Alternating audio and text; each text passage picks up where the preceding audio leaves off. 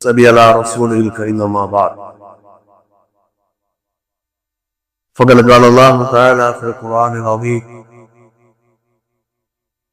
أعوذ بالله من الشيطان الرجيم بسم الله الرحمن الرحيم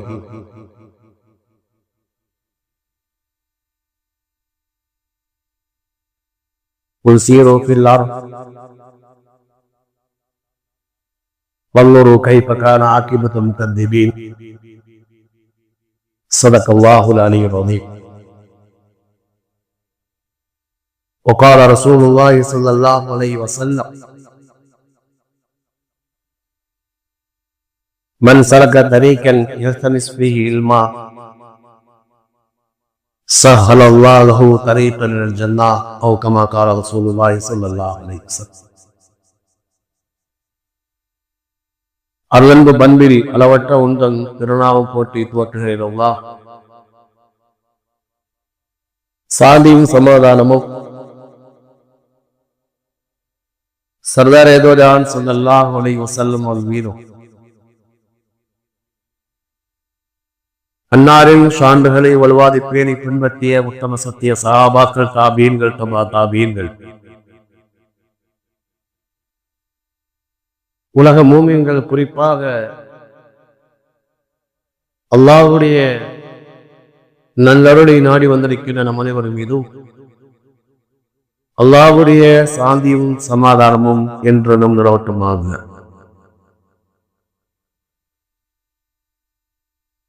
அன்புக்கும் கண்ணியத்திற்கும் உரிய அல்லாஹ்வின் நல்லடியார்களே, அருமைய சகோதரர்களே, இந்த வார ஜும்மா பயானுடைய தலைப்பு இஸ்லாமிய பார்வையில் பயணங்கள் என்பதாகும். இந்த நேரத்தில், இந்த தலைப்பிலே இந்த நேரத்தில் உலகத்தில் உரையாற்ற காரணம், வரக்கூடிய திங்கட்கிழமை இரவு மேராஜ் இரவாக இருக்கின்றது. ஹஜ்ரத் ரசூலுல்லாஹி ஸல்லல்லாஹு அலைஹி வஸல்லம் அவர்கள் 7 வானங்களை கடந்து சென்று அல்லாஹ்வை தரிசித்து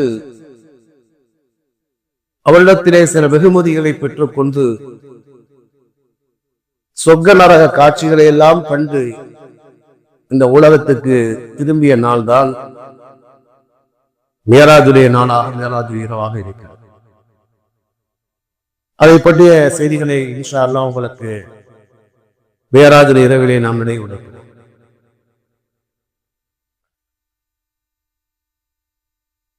மனிதனுடைய வாழ்க்கையே ஒரு பிரயாணம் தான்.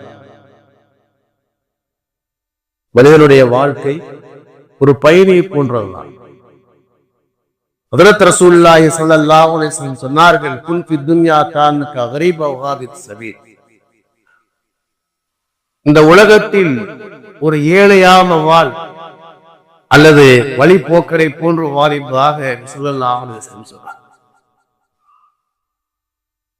மனிதர்கள் சற்று நேரம் சிந்தித்து பார்த்தால் விலகிக் கொள்ளலாம். ஒரு காலத்தில் நாம் எங்கிருந்தோம், இப்போது எங்கு இருக்கின்றோம், நாம் எங்கு போக போகிறோம் என்பதெல்லாம் எல்லாருக்கும் தெரிந்த விஷயம் தான். மனிதன் ஆரம்பத்திலே ஆலமுல் அர்வாஹ் என்ற உலகத்திலே இருக்கின்றார். அதனுடைய ஆரம்பம் என்பது ஆலமுல் அர்வாஹ், உயிர்களின் உலகம். அந்த மனிதன் பிறகு தந்தையினுடைய முதுகன் தண்டிலே உருவாகி தாயின் கருவறைக்கு வந்து சேருகின்றான். தாயின் கருவறைக்கு வந்ததற்கு பிறகு 120 நாட்கள் கழித்து ஆலமுல் அர்வாஹில் இருந்த உயிர் அவனுக்கு ஊதப்படுகின்றது. பிறகு தாயின் கருவறையிலே சில காலங்கள், பிறகு இந்த உலகத்திலே அல்லாஹ் அவனுக்கு ஏற்படுத்திய காலம் வரைக்கும் இந்த உலகத்திலே நாம் வாழ்வோம். எந்த மனிதனுக்கு எவ்வளவு அல்லாஹ் தஆலா கால் நிர்ணயத்தை வைத்திருக்கிறார், விழுவு செய்திருக்கிறார் என்று யாருக்கும் தெரியாது. எவ்வளவு காலம் இந்த உலகத்திலே வாழ்வதற்கு அவகாசத்தை வழங்கியிருக்கிறானோ அது வரைக்கும் வாழுகின்றோம். பிறகு நம்முடைய உயிர் சென்றதற்கு பிறகு ஆலமுல் பர்சக் என்ற மன்னரை வாழ்க்கையிலே சில காலங்கள் கழிகின்றது. பிறகு மறுமை நாளையிலே அவன் சொர்க்கவாதியாகவோ நரகவாதியாகவோ தன் தங்குமிடத்துக்கு செல்கின்றான். ஆக மனிதனுடைய வாழ்க்கை என்பது ஒரு பயணம் தான். அப்படி இந்த உலகத்தில் வாழும் காலத்திலேயே சில பயணங்கள் ஏற்படுகின்றன. ஹஜ்ரத் ரசூலுல்லாஹி ஸல்லல்லாஹு அலைஹி வஸல்லம் அவர்களுடைய வாழ்க்கையிலே 8 வகையான பயணங்களை செய்ததாக வரலாற்று ஆசிரியர்கள் கூறுகிறார். அதை முதலில் நான் அறிந்ததற்கு பிறகு நம்முடைய வாழ்க்கையிலே நாம் கடைபிடிக்க வேண்டிய 4 வகையான பயணங்களின் சுருக்கமாக சொல்லி ஜும்மாவுடைய உரையை நிறைவு செய்து விடுவேன். ஹஜ்ரத் ரசூலுல்லாஹி ஸல்லல்லாஹு அலைஹி வஸல்லம் அவர்கள் வாழ்க்கையிலே செய்த முதல் பயணம், அவர்கள் பிறந்து 6 மாதம் கழித்து தாயிஃபுக்கு அருகிலே இருக்கின்ற பனு சாது குடும்பத்தாரிடம், அந்த குடும்பத்தை சார்ந்த அலிமுத்து சாதியார் ரலியல்லாஹு தஆலா அன்ஹு அவரிடத்திலே பாவம் தீர்ப்பதற்காக பெருமானார் சென்றால் அவருடைய வாழ்க்கை நடந்த முதல் பயணம்.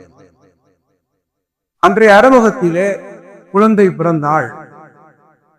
அந்த குழந்தைக்கு பால் கொடுத்து வளர்ப்பதற்காக, தூய்மையான ஒளியை அறிந்து கொள்வதற்காக கிராமங்களுக்கு அனுப்பி வைத்து வளர்ப்பது என்பது வழமையாக இருந்தது. அந்த அடிப்படையில் ஹஜ்ரத் ரசூலுல்லாஹி ஸல்லல்லாஹு அலைஹி வஸல்லம் பிறந்த 6வது மாதத்திலே அங்க வருகிறார்கள். மக்காவில் இருக்கின்ற குழந்தைகளை எடுத்து செல்வதற்கு அந்த கூட்டத்தார் அப்படி வந்தார். அதிலே ஹலீமுத்து சாதியா அவர்கள் பெருமானார் ஸல்லல்லாஹு அலைஹி வஸல்லமை தூக்கி சென்று 4 வருடங்கள் பெருமானார் ஸல்லல்லாஹு அலைஹி வஸல்லமை வளர்த்து அவருடைய பாட்டனார் அப்துல் முத்தலிபிடத்திலே ஒப்படைக்கிறார்கள். பெருமானார் ஸல்லல்லாஹு அலைஹி வஸல்லம் வாழ்க்கையில் நடந்த முதல் பயணம் என்பது பால் குடிப்பதற்காக வேண்டி செய்த பயணம். இரண்டாவதாக ஹஜ்ரத் ரசூலுல்லாஹி ஸல்லல்லாஹு அலைஹி வஸல்லம் 6வது வயதிலே தன்னுடைய தாயார் ஆமினா அவர்களோடு ஆமினாவின் அடிமையான ஐமன், இந்த 2 பேருமே என்ன செய்யறாங்க, தாயும் அந்த அடிமை பெண்ணும் பெருமானார் ஸல்லல்லாஹு அலைஹி வஸல்லம் அழைத்துக் கொண்டு மதீனாவுக்கு சென்றார். ஏனென்று சொன்னால் மதீனாவிலேதான் ஆமினா அம்மையாவுடைய சகோதரர் இருந்தார். தன்னுடைய தாய் மாமன்களை பார்ப்பதற்காக வேண்டி ஹஜ்ரத் ரசூலுல்லாஹி ஸல்லல்லாஹு அலைஹி வஸல்லம் அவர்களை அழைத்து செல்கிறார்கள். அங்கு சென்று 1 மாதம் தங்கிவிட்டு திரும்பி வருகிற நேரத்திலே அபூவா என்ற இடத்தில் தங்கும் போது ஆமினா அம்மையா வஃபாத் ஆகிறார்கள். அங்கேயே அடக்கம் செய்யப்பட்டார். கொஞ்சம் வரலாறு நாம் அறிந்து கொள்ள வேண்டும். உலகத்திலே எத்தனையோ நபர்களுடைய வரலாறு நாம் அறிந்து கொள்கின்றோம். ஹஜ்ரத் ரசூலுல்லாஹி ஸல்லல்லாஹு அலைஹி வஸல்லம் வரலாறை அறிந்து கொள்வது ஒரு முஸ்லிமுடைய கடமையாக இருக்கிறது. அந்த தலைவருடைய வரலாறை தொண்டர்கள் அறிந்து கொள்வது ஒரு முஸ்லிமுடைய கடமை. அந்த அடிப்படையிலே ஹஜ்ரத் ரசூலுல்லாஹி ஸல்லல்லாஹு அலைஹி வஸல்லம் 2வது பயணம் தன்னுடைய தாய் மாமன்களை பார்ப்பதற்காக சென்று விட்டு வருகிற வழியிலே தாயார் இறந்த இடத்துக்கு பெயர் அபூவா. அங்கே அவர் அடக்கம் செய்வதற்கு பிறகு ஐமன் என்ற அடிமை பெண் ஹஜ்ரத் ரசூலுல்லாஹி ஸல்லல்லாஹு அலைஹி வஸல்லம் அழைத்துக் கொண்டு வந்து அவருடைய பாட்டனார் அப்துல் முத்தலிபிடத்தில் ஒப்படைக்கிறார்கள். இது நபியுடைய வாழ்க்கையில் நடந்த 2வது பயணம். 3வது பயணத்தை எழுதுகிறார்கள்.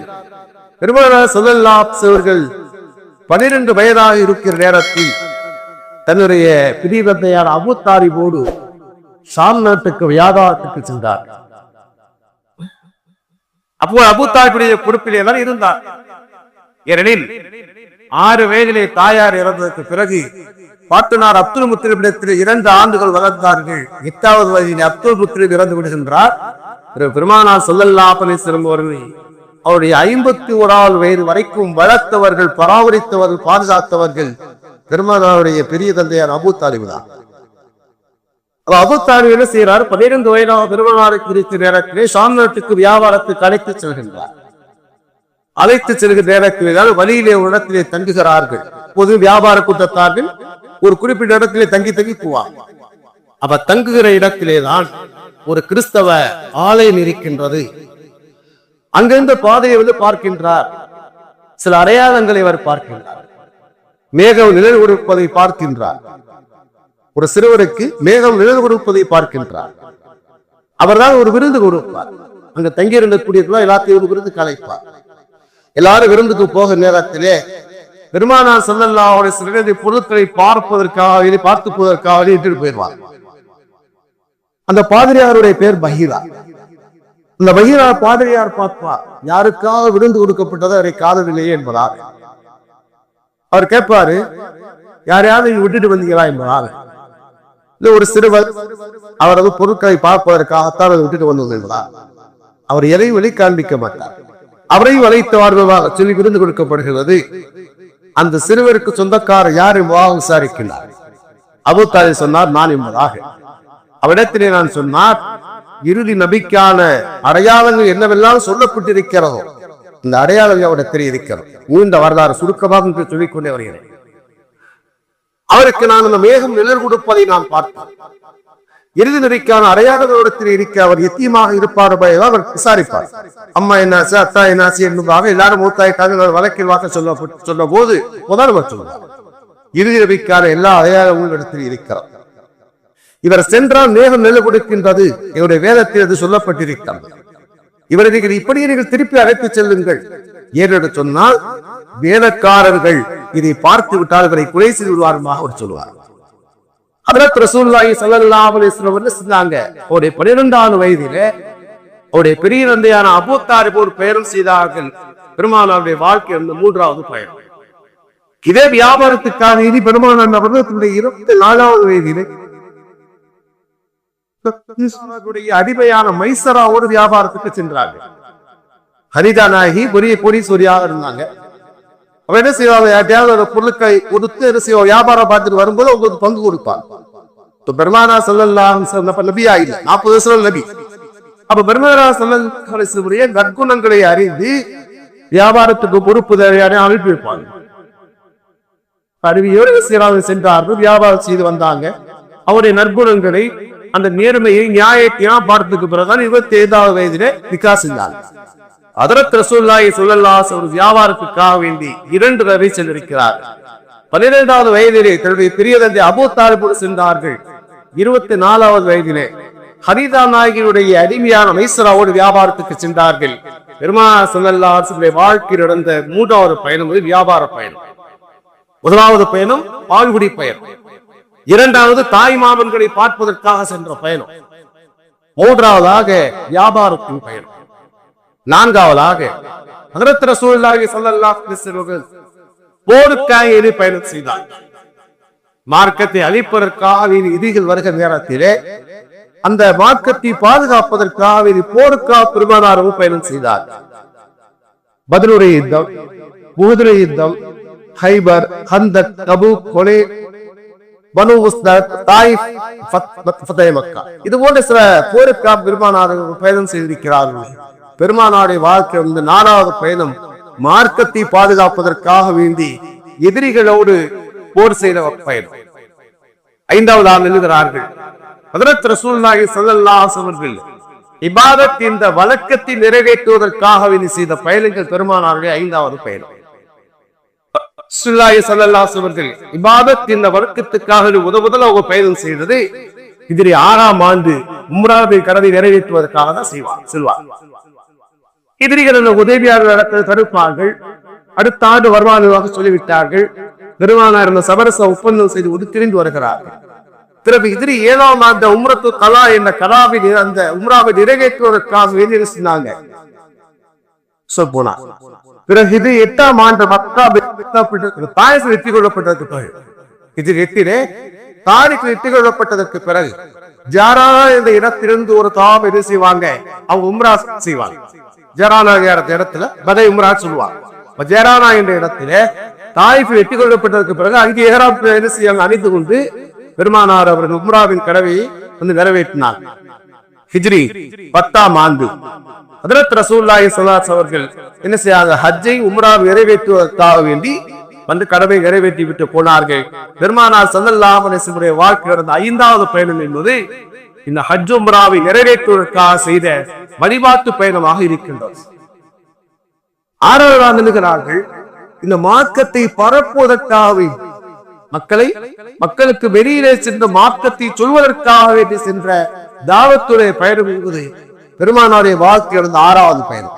அது எப்போது ஏற்பட்டது என்றார், ஹஜ்ரத் ரசூலுல்லாஹி ஸல்லல்லாஹு அலைஹி வஸல்லம் 51வது வயதிலே பக்கபலமாக இருந்த ஹதீஜா நாயகி அபூ தாலிப் மூத்தாகிறார். அடுத்தடுத்து மூத்தாகிறார்கள். மூத்தாகின்ற பிறகு தாயிஃபுக்கு சென்றார்கள் இல்லையா, தன்னுடைய அடிமையான ஸைத் இப்னு ஹாரிஸாவோடு தாயிஃபுக்கு மக்களுக்கு ஈமானை சொல்வதற்காக சென்றாங்க. அந்த மக்கள் அடித்தார்கள், சித்திரவதை செய்தார். வரலாறு உங்களுக்கு தெரியும். பெருமானாருடைய வாழ்க்கை இருந்த 6வது பயணம் என்பது ஈமான் பக்கமாக மக்களை தாவத் செய்வதற்காக வேண்டி அழைப்பு கொடுப்பதற்காக சென்றதுதான் பெருமானாருடைய வாழ்க்கை இருந்த 6வது பயணம். 7வது பயணத்தை எழுதுகிறார்கள், ஹஜ்ரத் ரசூலுல்லாஹி ஸல்லல்லாஹு அலைஹி அவர்கள் தான் வாழ்ந்த பூமியில ஈமானோடு வாழ முடியாத நெருக்கடி வருகிற நேரத்திலே தன்னுடைய ஈமானை பாதுகாப்பதற்காக வேண்டி பெருமானாருடைய 53வது வயதிலே தன்னுடைய தோழர் அபூபக்கர் சித்திக்கோடு மதீனாவுக்கு ஹிஜ்ரத் செய்தாங்க இல்லையா. இதுதான் பெருமானாருடைய வாழ்க்கை நடந்த 7வது பயணமாக இருக்கிறது. 8வது பயணம் என்னவென்றால், பெருமானார் ஸல்லல்லாஹு அலைஹி வஸல்லம் 51வது வயதிலே, இது வரிசைக்காக சொல்றேன், ஹிஜ்ரத்துக்கு முன்னால் நடந்தது. இது மேராஜுடைய பயணம் என்பது ஹிஜ்ரத்துக்கு முன்னால் நடந்ததுதான். 8வது பயணம் என்னவென்றால், ஹஜ்ரத் ரசூலுல்லாஹி ஸல்லல்லாஹு அலைஹி வஸல்லம் 51வது வயதிலே ஜிப்ரீல் அலைஹிஸ்ஸலாமோடு மேராஜுடைய பயணத்தை மேற்கொண்டதால் பெருமானார் ஸல்லல்லாஹு அலைஹி வஸல்லம் 8வது பயணமாக இருக்கிறது. இன்ஷா அல்லாஹ் மேராஜை பற்றி திங்கள் இரவு நேரம் விரிவாக நான் சொல்றேன் இன்ஷா அல்லாஹ். ஹஜ்ரத் ரசூலுல்லாஹி ஸல்லல்லாஹு அலைஹி வஸல்லம் வாழ்க்கையிலே இந்த 8 வகையான பயணங்கள் நிகழ்ந்ததாக அறிஞர்கள் எழுதுகிறார்கள். இது ஒரு செய்தி. பெருமானாருடைய வாழ்க்கையை நாம் அறிந்து கொள்ள வேண்டும். நமக்கு மாற்றம் செல்லக்கூடிய பயணங்கள் என்ன? ஒரு முஸ்லிமாக இருக்கக்கூடியவர் பெருமானார் ஸல்லல்லாஹு அலைஹி வஸல்லம் வரலாறை அறிந்து கொள்ள வேண்டும்.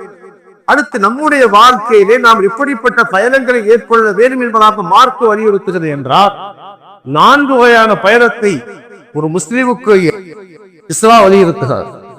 ஒரு முஸ்லிம் 4 வகையான காரணத்துக்காக பயணம் செய்வதை மார்க்க வலியுறுத்துகிறது. அதை நன்மைக்குரிய பயணமாக கூறுகின்றது மார்க்கத்தின் பார்வையில்.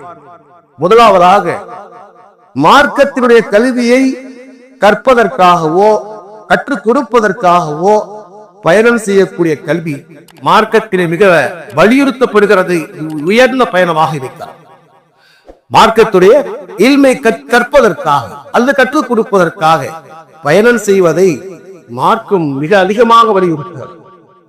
ஹஜ்ரத் ரசூலுல்லாஹி ஸல்லல்லாஹு அலைஹி வஸல்லம் சொன்னார்கள், மன் சலக்க தரீக்கன் யல்தரிசு ஃபீஹி இல்மா ஸஹல அல்லாஹு லஹு தரீக்கன் இலல் ஜன்னah. யார் மார்க்கத்தின் கல்வியை கற்றுக்கொள்வதற்காக செல்கின்றாரோ அவருக்கு அல்லாஹு தஆலா சொர்க்கத்துடைய வழியை இலகுவாக்குவதாக ஹஜ்ரத் ரசூலுல்லாஹி ஸல்லல்லாஹு அலைஹி வஸல்லம் சொன்னார். மார்க்க கல்வியை தெரிந்து கொள்வதற்காக மார்க்க கல்வியை விட மதரசாவுக்கு போகணுங்கிறது அல்ல. இப்ப ஜும்மாவுடைய பயானாக இருக்கா, நம்ம அதே நம்ம போகணும், மார்க்கத்தை பற்றி நாம் நல்ல விஷயத்தை தெரிந்து கொள்ள வேண்டும் என்பதற்காக வருது. அதைத்தான் உங்களுக்கு அதிகமாக நான் வலியுறுத்துவேன். என்ன வேலையாக இருந்தாலும் சரி, வெள்ளிக்கிழமை 1 மணி ஆச்சுன்னா ஏதாவது பள்ளியாச போய் நுழைஞ்சிடும். ஆணிங்கள் மார்க்கத்தான் சொல்ல போறா. ஆளுநர் சொல்லக்கூடிய விதங்கள் வேண்டுமானால் வேற வகையா இருக்கான். ஒவ்வொருத்தவும் ஒரு ஸ்டைல பேசுவாங்க, அவ்வளவுதான். ஆனால் மார்க்கத்தை சொல்ல போறா. அதனால என்ன செய்யணும், வெள்ளிக்கிழமை ஆகிவிட்டால் இங்கே மார்க்கத்துடைய விஷயங்கள் சொல்லப்படுகிறதோ இப்போ அது மாதிரி எங்காவது ஒரு நிகழ்வுகள் இருக்கிறது. உலமா பெருமக்கள் வந்து பேசுறாங்க, அல்லது அறிஞர்கள் வந்து நல்ல விஷயங்களை பேசுறாங்கன்னா நமக்கு வாய்ப்புகள் இருந்தா போய் கலந்து கொள்ள வேண்டும். கிழமைகளே நல்ல விஷயங்கள் எங்காவது சொல்லப்படுகிறது சொன்னா போய் உட்கார்ந்து பெருமானார் சொன்னாங்க, நீங்கள் மார்க்கத்தின் கல்வியை கற்பதற்காக வேண்டி சென்று அமல் சுரமா வேறு விஷயம் சென்றால் பெருமானார் சொல்றாங்க, அவருக்கு அல்லாஹ் தஆலா சொர்க்கம் செல்லக்கூடிய வழி அல்லாஹ் லேசாக்கி கொடுக்கிறார். அல்லாஹ் லேசாக்காமல் இந்த உலகத்தில் எதுவுமே லேசா எதுவுமே ஹதரத் ரசூலுல்லாஹி ஸல்லல்லாஹு அலைஹி வஸல்லம் நிறைய சிறப்புகளை சொன்னார். பெருமானார் ஸல்லல்லாஹு அலைஹி வஸல்லமுக்கு அபீசா என்ற ஒரு தோழர் வருகிறார். சொன்னார், அல்லாஹ்வுடைய தூதரே, நான் நீண்ட தூரம் பிரயாணம் செய்து வந்திருக்கேன். கபர சின்னி, எனக்கு ரொம்ப வயசாயிருச்சு, எலும்புகள் எல்லாம் பலகீனமாயிருச்சு. நான் ரொம்ப தூரத்துல இருந்து வர்றேன், அடிக்கடி உங்களை வந்து பார்க்க முடியாது. அதனால அல்லிம்மி பிமா யன்ஃபவுனி, எனக்கு பயன் தரக்கூடிய ஒரு கருவியை கற்றுத்தாருவதாக அவர் சொன்னார். ஹதரத் ரசூலுல்லாஹி ஸல்லல்லாஹு அலைஹி வஸல்லம் சொன்னாங்க, அபீசா, எந்த வழியில நீங்கள் நடந்து வந்தீர்களோ, அந்த வழியில இருக்கின்ற கோபுரங்களாக இருக்கலாம், குடிசைகளாக இருக்கலாம், அந்த வழி நடியில இருக்கிற கற்களும் சரி, மரங்களும் சரி, உடைய பாவ மன்னிப்புக்காக அல்லாஹ்விடத்தில் துஆ செய்யுன்னு சொன்னார். அவருக்கு கல்வியை கற்றுக் கொடுக்கிற அடுத்து சொல்றார், அவரே சொல்றார், ரொம்ப வயசாயிடுச்சு அல்லாஹ்வுடைய தூதரே, உட ரெண்டு விஷயத்தை தெரிஞ்சுக்கிறதுக்காக ரொம்ப கஷ்டப்பட்டு பிரயாண வழி வந்தேன் செய்தார். அவருடைய பலகீனத்தை அவர் சொன்னார்.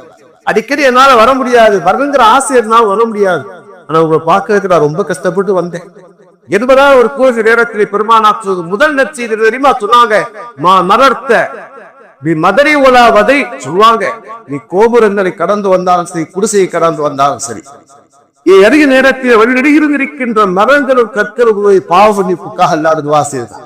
அப்படியே அவருடைய கவலை எல்லாம் என்ன செய்யுது, அகன்று போனோம்.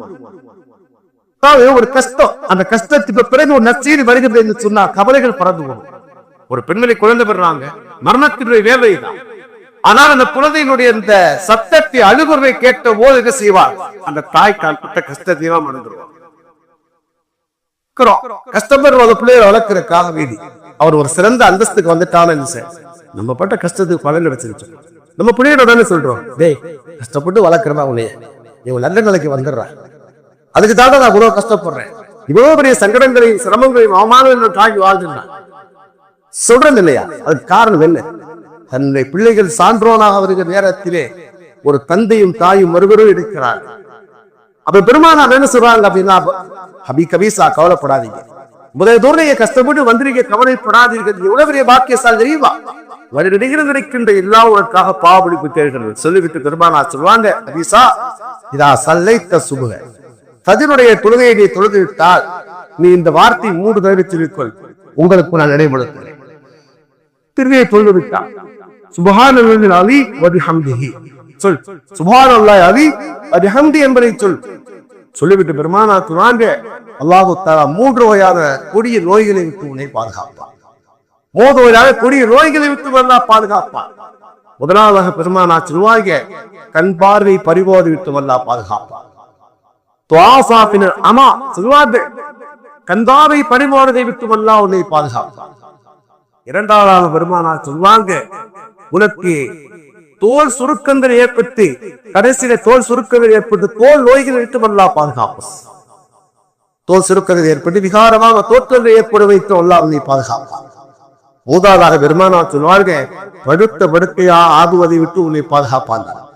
ஒவ்வொரு வாக்கியம் பெருமானாரே அப்படி ஒரு துஆவை கேட்டாங்க, அல்லாஹ் உன்னி ஆவதற்கு அறுதலில் உமரி, யாரெல்லாம் என் வேலை என்னால் செய்ய முடியாத அளவுக்கு இயலாவையும் பலகீனமும் ஏற்படுவதை விட்டு, முதுமை ஏற்படுவதை விட்டு ஓய் ஏற்படுத்தி பாதுகாரிப்பா. இது அல்லாஹ் கொடுக்கிற பெரிய பாக்கியம். கையா சோத்தோடு போய் சேர்ந்துடும், அல்லாஹ் நசீப் போனா. பெருமானார் சொல்றாங்க, நீ ஃபஜ்ருடைய தொழுகையை தொழுது விட்டு, எல்லாரும் அமைச்சு ஃபஜ்ருடைய தொழுகையை தொழுது விட்டு இந்த வார்த்தையை 3 தடவை சொல்லிக்கு, 3 வார்த்தை தான் 3 தடவை சொல்லிக்கொள், சுப்ஹானல்லாஹி அலி வ பிஹம்திஹி என்பதாக 3 தடவை சொல்லிக்கொள். அல்லாஹ் தஆலா கடைசி கால வரைக்கும் உனக்கு என்ன செய்வார், கண் பார்வையை கொடுப்பார், உடல் ஆரோக்கியத்தை அல்லாஹ் தஆலா கொடுப்பார். உனக்கு என்ன செய்யணும், உன்னுடைய எல்லாம் செய்வாங்க, பர்சனாலிட்டி அழகா இருப்பது பார்க்க சொன்னாங்க. எதுக்கு சொல்றேன் அப்படின்னா, மார்க்கு கல்வி தேடி நாம் பயணம் செய்கிற நேரத்திலே வரி அடிகளில் இருக்கின்ற எல்லா அளவுக்காக பாதுகாப்பு தேடுகள். சரி, இது ஒரு பயணம். இரண்டாவது செய்தி, இபாதத்துக்காக வேண்டி, வணக்கம் செய்வதற்காக வேண்டி பயணப்படுவதை மார்க்கு வலியுறுத்துகிறார். வணக்கம் செய்வதற்காக இல்ல, பெருமானார் சொல்வாங்க, அஷுத்துர் ரிஹாத் இல்லா லிஸலாஸத்தி மசாஜித், 3 பள்ளிவாசலுக்காகவே தவிர இபாதத்துக்காக வணக்கம் செய்வதற்காக நீங்க போக வேணாம்னு சொல்லுவாங்க. அதுல என்ன செய்ய, வெளியூருக்கு நீண்ட தூரத்துக்கு, அது அடுத்த விலேசல போய் குரான் அர்த்தம் இல்ல. லா தஷுத்து ரிஹாவா என்ன, நீண்ட தூரம் இபாதத்துக்காவது பயணம் போகணும் அப்படின்னு கேட்டா, ஒன்று பக்கத்தும் கர்ரவாவுக்கு செல்லுங்கள், மதீனத்துல் முனவ்வராவுக்கு செல்லுங்கள், பைத்துல் முகத்தஸுக்கு செல்லுங்கள் பெருமானார் சொன்னாங்க. அந்த நேரத்தில் ஒரு செய்தி நான் உங்களுக்கு சொல்லுவேன். ஒவ்வொரு முஸ்லிம்களும் துஆ செய்யுங்கள். நான் பைத்துல் முகத்தஸிலே சென்று ஒரு 2 ரக்காத் தொழுகாமல் ஊத்தாக கூடாது துஆ செய்யுங்கள் என்று சொன்னால் அது ஒரு பெரிய பாக்கியம். இன்னைக்கு பலஸ்தீனில் இருக்கிற அந்த இமாம் பைத்துல் முகத்தஸினுடைய தலைமை இமாம் அதைத்தான் கூறுகிறார், நீ எங்களுக்கு எதுவுமே செய்ய வேண்டாம், உலகத்தில் இருக்கிற மூமின்கள் எல்லோரும் இங்கு வந்து செல்லுங்கள், எதுவே செய்ய வேண்டாம் என்று அல்லாஹ் உதவி செய்கின்றார். அவருடைய அந்த நிகழ்வுகளை பார்த்தா எவ்வளவு புல்லரிச்சு போவது, எவ்வளவு பெரிய பாதிப்புக்கு ஏற்பட்டா கூட அவங்க மனம் தளர்வது இல்லை. அந்த பூமியை யாராவது கைப்பற்ற முடியாது என்பது நபியுடைய வார்த்தை. இஸ்ரேலிய ஊடகங்கள் கூட கூறுகிறது இல்லையா, அரபகத்தினுடைய நாங்கள் எந்த நாட்டில் ஆக்கிரமித்து விடலாம், ஆனால் எங்களுக்கு பலஸ்தீனை காசா எதுவும் செய்ய முடியாது என்பதா? பைத்துல் முகத்தஸ், மக்கத்துல் முகர்ரமா, மதீனத்துல் முனவ்வரா இந்த ஊருக்கு இபாதத் செய்வதற்காக பயணப்பட்டு போவதை மார்க்கம் வலியுறுத்துகிறது. பெருமானார் வரவேற்கிறார். மூன்றாவதாக எழுதுகிறார்கள், வியாபாரத்துக்காக பயணம் செய்வதை மார்க்கம் வலியுறுத்துகிறது. ஒரு வியாபாரத்திற்காக வெளியூருக்கு பயணம் செய்வதை மார்க்கம் வலியுறுத்துகிறது. அக்கா உள்ளூர்ல தான் இருக்கிறது அல்ல, வெளியூருக்கு சென்று வியாபாரம் செய்வதை மார்க்கம் கூறுகின்றது. அல்லாஹ் சொல்வார், அல்லாஹ்வுடைய அருளை நீங்கள் தேடி செல்லுங்கள். எந்த ஊரிலே நமக்கான ரிஸ்க் இருக்கிறதோ, எந்த இடத்துல வாய்ப்புகள் இருக்கின்றதோ அந்த இடத்துக்கு வியாபாரம் செய்வதற்காக செல்லுங்களே மார்க்கம் கூறுகிறது. ஏன்னு சொன்னால் பெருமானார் நிச்சயமாக வியாபாரத்திலே பரக்கத்திருக்கிறது ரசூலுல்லாஹி ஸல்லல்லாஹு அலைஹி வஸல்லம் சொன்னார். அதனால என்ன செய்யணும், உள்ளூர்லயே நம்ம சுத்தணுங்கிறது அல்ல, நமக்கு எந்த அளவுக்கு நமக்கு என்னுடைய அறிவை வைத்து வளர்ச்சியை வைத்து பொருளாதாரத்தை வைத்து நமக்கு நீண்ட தூரம் என்ன செய்ய முடியும், பிரயாணம் செய்து பொருளை தேட முடியுமோ அப்படி தேட வேண்டும். சஹாபாக்கள் அந்த அளவுக்கு என்ன செய்தாங்க, வியாபாரத்துக்காக பயணம் செய்தார்கள். நாலாவதாக எழுதுகின்றார்கள், படிப்பினைக்காக வெளிப்பயணம் செய்து. படிப்பினைக்காக என்ன சொன்னார், அல்லாஹ் குர்ஆனிலே சொல்வார், நீங்கள் இந்த பூமியை சுற்றி பாருங்கள், பூமியை சுற்றி பாருங்கள், பந்தூரு கைப்பக்கான ஆக்கியம் கதிவில் இந்த உலகத்திலே அநியாயக்காரர்களுக்கு இறுதி முடிவு என்ன ஆனது என்பதை அறிந்து கொள்வதற்காக சொன்னார். இந்த பூமியை நீங்க சுற்றி பாருங்கள். பூமியை சுற்றி பார்க்கிற நேரத்தினுடைய நோக்கம் என்னவாக இருக்க வேண்டும், அல்லாஹ்வுடைய குதிரத்தை அறிந்து கொள்வதற்காக, அல்லாஹ்வுடைய வல்லமை அறிந்து கொள்வதற்காக பயணம் செய்ய வேண்டும். இந்த உலகத்திலே அல்லாஹ் எப்படிப்பட்ட காரியத்தை நாம் நிகழ்த்தி இருக்கிறார். இந்த உலகத்திலே அல்லாஹ்வை வருத்தவர்கள், அல்லாஹ்வுடைய ரசூலை வருத்தவர்கள், இந்த உலகத்திலே அநியாயங்கள் அக்கிரமங்கள் செய்தவர்கள், அவருக்கு ஏற்பட்ட அழிவுகள், அவருடைய அந்த வாழ்ந்த இடத்துக்கு நீங்கள் பயணம் செய்து பாருங்கள். அல்லாஹ்வுடைய ஆற்றலை இழந்து முடியுமாதாக கூறுகிறார். அதுக்கான நோக்கம் என்று சொன்னால் அறிந்து கொள்வது மட்டும் அல்ல, அந்த படிப்பினை நம்முடைய வாழ்க்கையிலே நாம் ஏற்று நடக்க வேண்டும். போறோம் சும்மா சுத்தி பார்த்து வந்தோம் என்பது அல்ல. சில நேரத்தில் அல்லாஹ்வுடைய வல்லமை நாம் விலகிக் கொள்ளலாம். இயற்கையான காட்சிகளை கூட பார்க்கலாம். இயற்கையான காட்சிகளை பார்க்கிற நேரத்திலே அல்லாஹ் எவ்வளவு பெரிய வல்லமை விளைக்கும் என்று நாம் விலகிக் கொள்ள வேண்டும். ஒரு பாடகர், பிரபலமான ஒரு பாடகர், ஒரு தெய்வ பக்தி உடையவரை சொல்வார், நான் அழகான காட்சிகளை தான் காணுகிற நேரத்தில் நான் விலகிக் கொள்வேன், இதை படைத்த கடவுள் இதை விட அழகானதுதான். அப்ப உலகத்திலே இதைவிட அழகான காட்சிகளை நாம் காணுகிற நேரத்திலே அல்லாஹ் இதைவிட சிறந்த சொர்க்கத்தை நமக்கு வைத்திருக்கின்றார். ஏன்னா பெருமானாரை வார்த்தை அது சொர்க்கம் எப்படிப்பட்டது, எந்த கண்ணும் அது மாதிரி காட்சியை பார்த்திருக்காது, எந்த சிறியமை கேட்டிருக்காது, எந்த உள்ளத்தார சிந்தித்திராத அளவுக்கு அல்லாஹ் உயரமான காட்சியை வைத்திருக்கிறார். நாம் அதுக்கு தயாராக படிப்பினைக்காக வேண்டி அந்த பயணத்தை மேற்கொள்ள வேண்டுமாக மாற்றம் கூறுகிறது. கேட்டதை கடைபிடிக்க அல்லாஹ் அனுபவம்